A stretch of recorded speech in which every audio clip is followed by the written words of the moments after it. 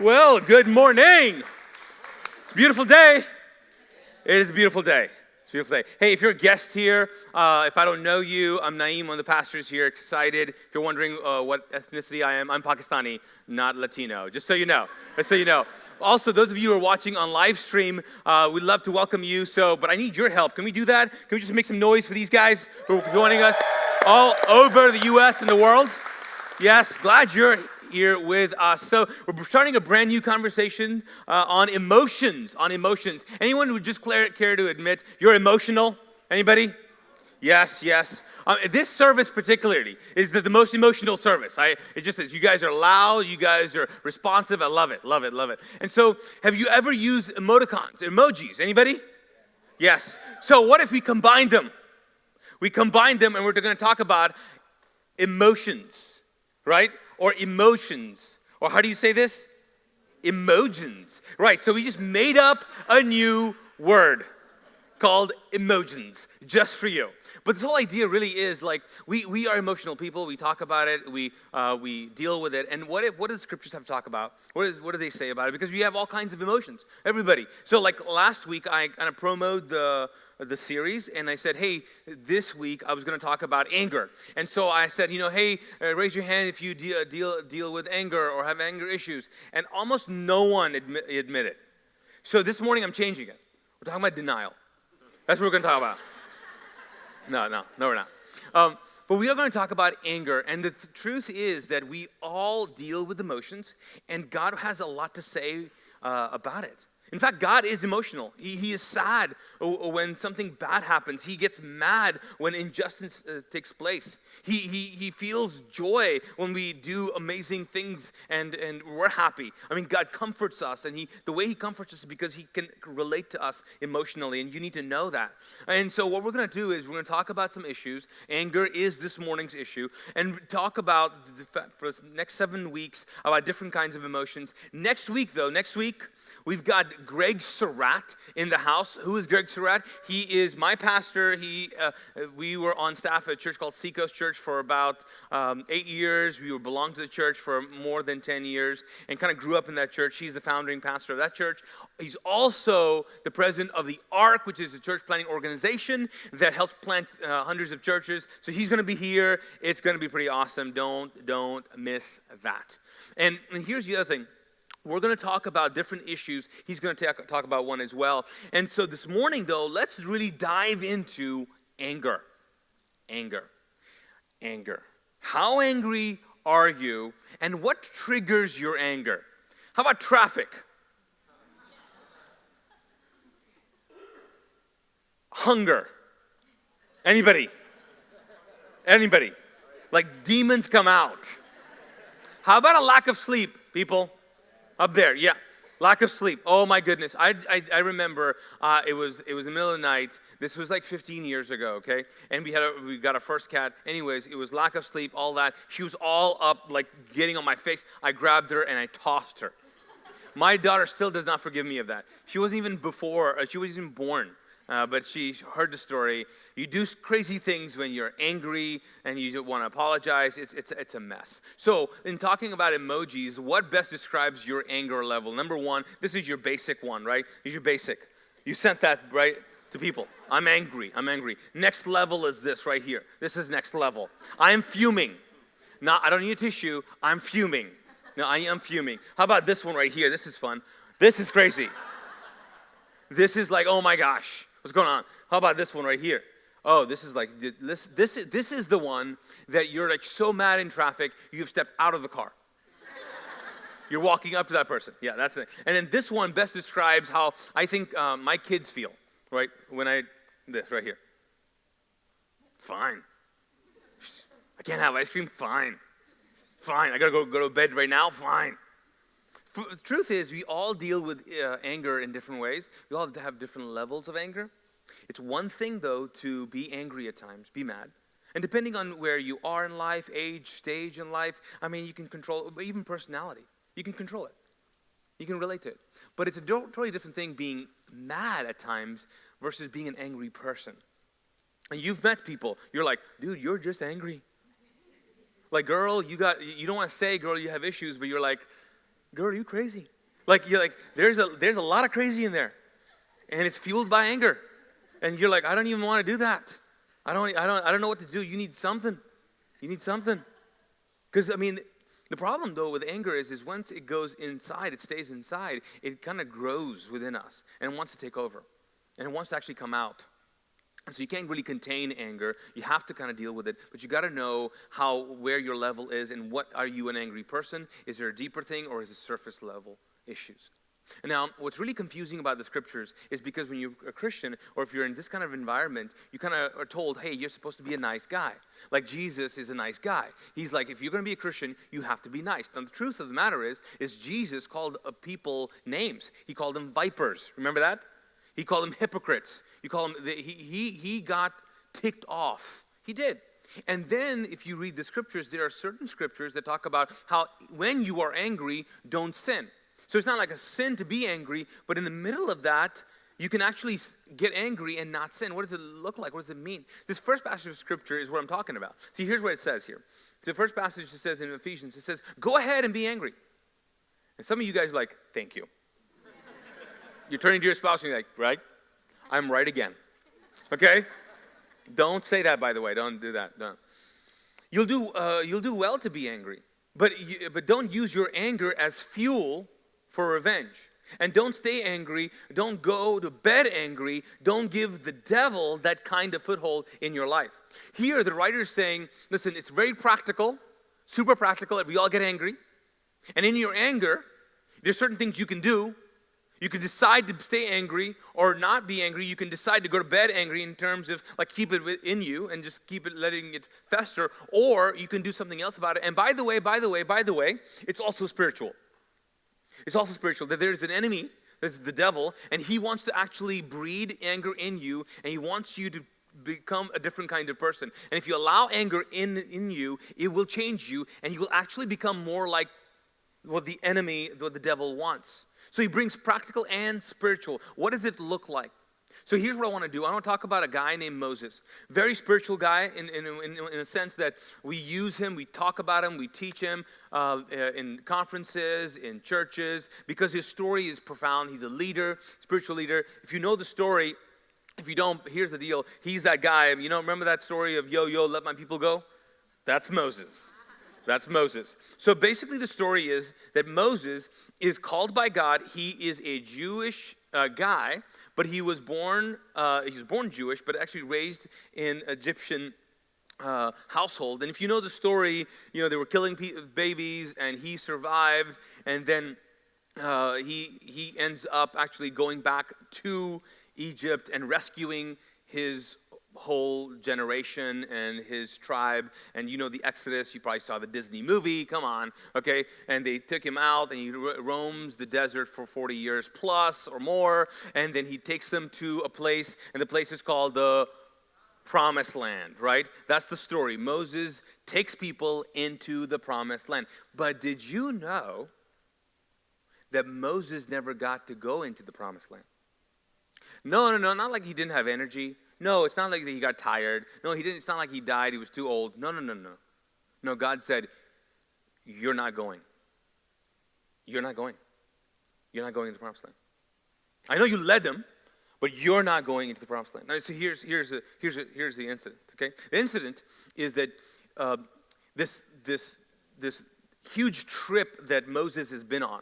This caravan of people, it's about 1 million people. Could you imagine going on a road trip with 1 million people? Can you imagine just going on a road trip with your family? You're going to go crazy. You want anger issues? Yeah, it's all going to come out. But he's been going with 1 million people, okay? It's been crazy. And God's been doing supernatural things, providing for them supernaturally. And one of the things that God does is that when they need water, when they're desperate and the land does not provide water, supernaturally God provides water through a rock. It's kind of crazy. This is the second time this has happened, okay? I want you to know this is the second time Moses has done this. So here's the passage. The passage starts off and says, he and Aaron rounded up the whole congregation. Okay? So he rounds up the whole congregation in front of the rock. So let me just actually set this up for you too. God had just talked to him. He said, hey, like normal, like last time, get everybody together, speak to the rock, water will come out. Okay, we've done this before, do it again. He and Aaron ran around the whole congregation in front of the rock. They've done this before. But Moses spoke. Now, he didn't do this last time. Okay? This is what he said. He starts off. What's the first 2 words? Listen, rebels. What, you think he's angry? He listen is like, yo, you're a bunch of losers. You're terrible people. I mean, it's basically translation is, you're rebellious. Like, could you imagine I get up, hey, good morning, you sinners. Listen, all you heathens. I mean, if I start off that way, you're probably like, this guy needs coffee and Jesus. Like, what happened? Right? What happened, Naeem? He starts off like this. He's a leader. He's speaking to them. Rebels. And then he says this, do we have to bring water out of this rock for you? Like, I mean, do we have to do everything? Like, have you ever gotten to that point? Like, you thought it maybe to your, like, maybe on your work, maybe at home. You're like, do I have to do everything? Right, like, someone's like, everything? Do I have to do everything? And with that, Moses raised his arm and slammed, not said, slammed his staff against the rock. Once? No. Twice. God didn't tell him to do that.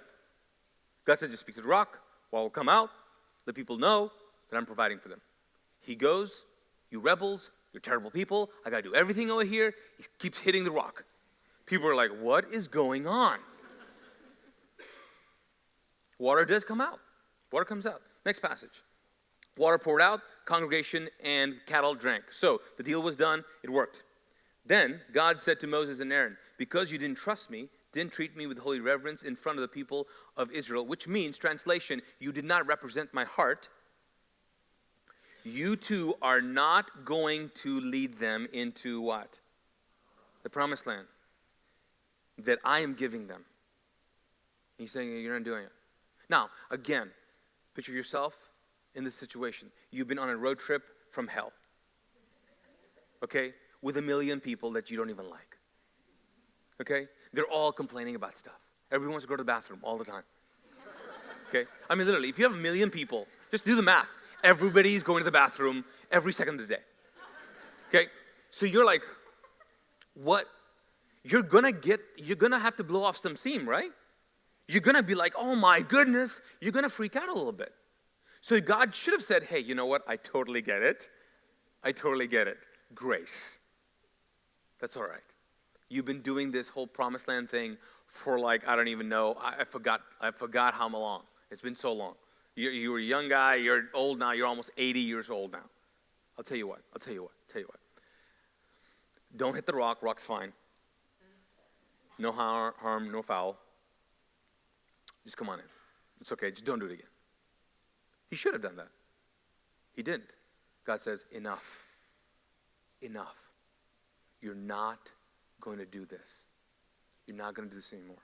Why did God say, I'm not going to give you the promised land? You're not, everybody else is going to, you guys are not doing it. You're not doing it, Moses. Why? Because it goes back to his childhood. Because growing up, he grew up with it was definitely messed up. Okay? Didn't have a mom and dad in one sense. He was the only guy in his generation who survived the genocide. He's saved. That's why they call him Moses. The word means drawn out from the river. He's growing up in a palace, Egyptian palace, but he's actually Jewish. His Jewish cousins, all his people are slaves. He's the only one sitting there, lap of luxury, and his people are being slaves and they're being beaten and oppressed. But he has to live here. He doesn't know his mom. His mom actually is live-in nanny, but no one's telling them that this is actually his mom. I mean, it's just complicated. His sister's there. I mean, it's just complicated. No dad figure. I mean, you can just go on and on and on. I don't know what his issue was, but here's what happened. One day, this happened. Let's go to that passage. So, in Exodus, we find out that time passed. Moses grew up. One day he went and saw his brothers, saw all the hard labor, talking about the Jewish people. Then he saw an Egyptian hit a Hebrew. one of his relatives. Some translations say that he actually knew him. Okay? He looked this way and then that. When he realized there was no one in sight, he killed the Egyptian and buried him in the sand. Now, when I first heard this story or read this, I don't know why. Maybe it was too much Disney. I don't know. Here's what I pictured. Moses is up there looking. Two guys are fighting. Egyptian guy, Hebrew guy. Egyptians hitting the Hebrew guy. He stops. He goes, hey, don't do this, bro. Don't do this. You shouldn't do this. Don't hit the guy. Stop hitting the dude. Don't do this. He's like, who are you? Blah, blah, blah. He takes the sword out. They get into a wrestle. Oh my goodness, you're going to cut me? No, you don't want to do that. Okay, there's a whole fight going on. All of a sudden, it's like, okay, the guy who's being hit, he's like, what's going on? Oh my goodness, I'm going to stay back there. Now you got Moses and the Egyptian guard wrestling. There's a sword out. All of a sudden, oh my goodness, I stabbed you. That's what I thought. That's what Disney's saying. Oh, he stabbed him by mistake. I didn't mean to. The scriptures are saying this. Oh no. Actually, he didn't do anything. He didn't do anything when that guy was being oppressed. He didn't do anything. He didn't intervene. He just looked at that guy. Anger rose up. A lot of anger, rage. And he said, I'm going to kill this guy. And I'm going to figure out when he's alone. It was not self-defense. It was not killing. It was a premeditated murder. And he spends the time digging a grave for him and burying him. What do you think God is thinking when Moses is digging the grave?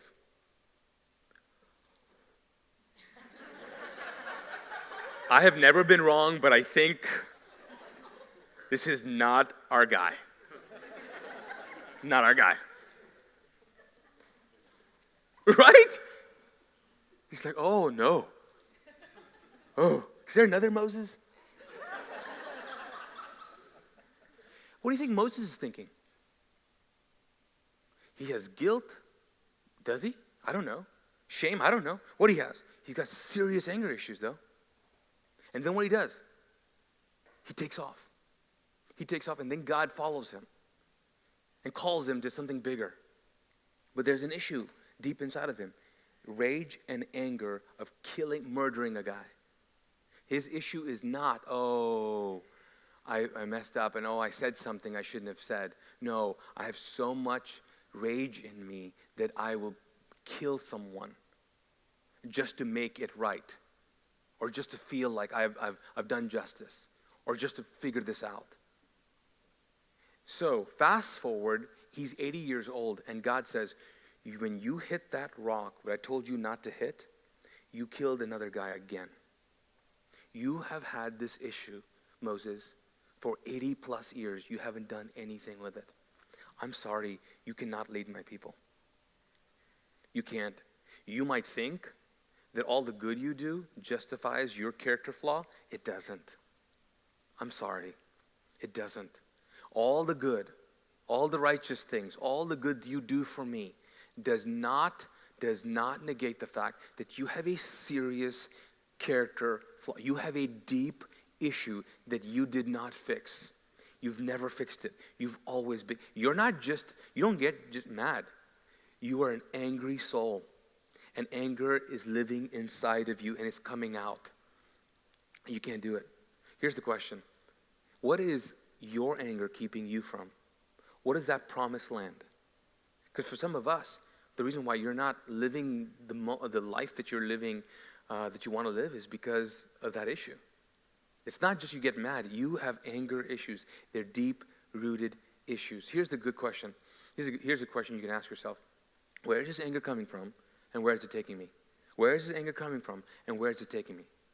Is it coming from just like a bad day, didn't have coffee, no sleep, anger, okay, traffic is bad? Or is it coming from a deep-rooted issue emotionally that you just haven't dealt with?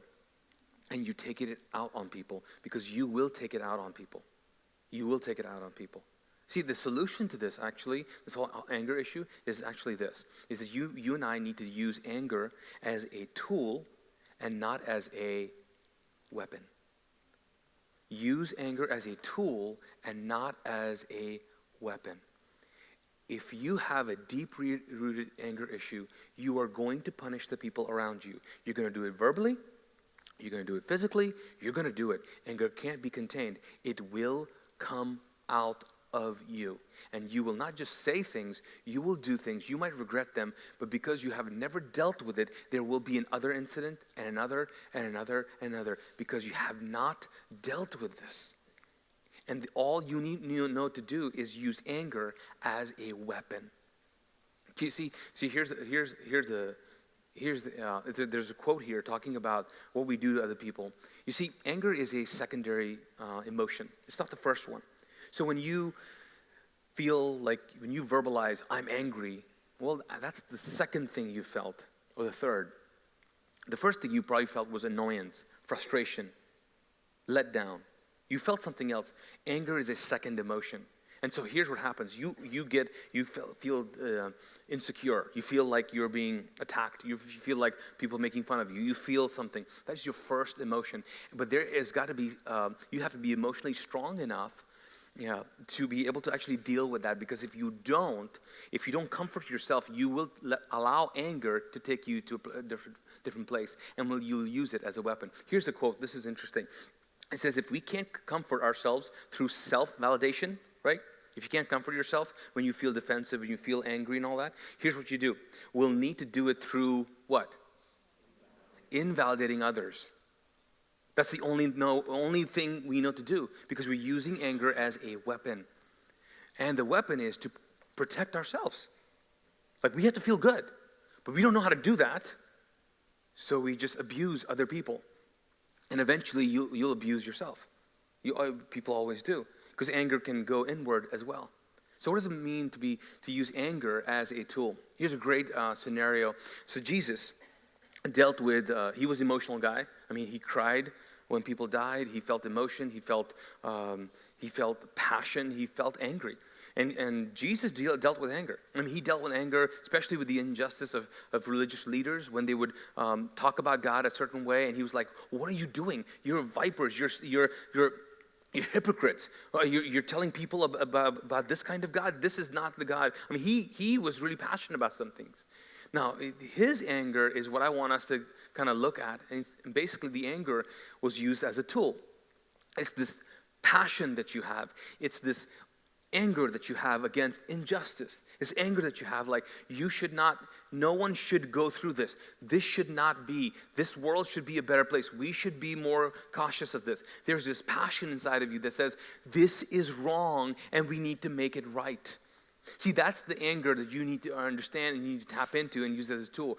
Be angry, but use it as a tool. Get mad at the right things, not at the wrong things. You got to let go of the wrong things. But you don't need to let go of anger because it's actually helpful. It actually allows us to do certain things. So see, this is Jesus. Jesus walked into the temple, synagogue, and it's actually a weekend of festivities. But he walks in and he has a moment. And you think he kind of lost it, right? But he walks in, this is what it says, okay? So in John, we say that he walks into the temple. He found the temple teeming with people selling cattle and sheep and doves. The loan sharks were also there in full strength. Jesus put together a whip out of strips of leather and chased them out of the temple, stampeding the sheep and the cattle. Then it says, upending the tables of the loan sharks, spilling coins left and right. He told the dove merchants, get your things out of here. You think he's mad? He's mad. Stop turning my father's house into a shopping mall. That's when the disciples remembered the scriptures. Zeal for your house consumes me. You see, it's good to have zeal. It's good to be passionate. It's good to be mad at the wrong things. And Jesus is going, what are you guys doing? And so he makes a whip. Does he hit people with it? No. He's using anger as a tool. A whip is a tool to steer cattle. He uses it. And he gets him out of there. And then he flips tables. I mean, he is pretty ticked off. He's like, what are you guys doing? This is not what God, you can't buy righteousness, because people were selling righteousness there. I mean, even in this culture right now, we have people who give to a church just because they want a security in heaven, or they want their sins forgiven. It's messed up. It's actually the worst lie in the world, that you can buy God's love. It's the worst thing. So Jesus is like, what are you doing? Stop it. Now, is he killing people? No. Is he being verbally abusive? No. He's like, this is not what it's supposed to be. Especially because of that celebration was a Passover celebration that represented God's love for people and what he was willing to do to sacrifice, to restore them and redeem them. It was so much context to that.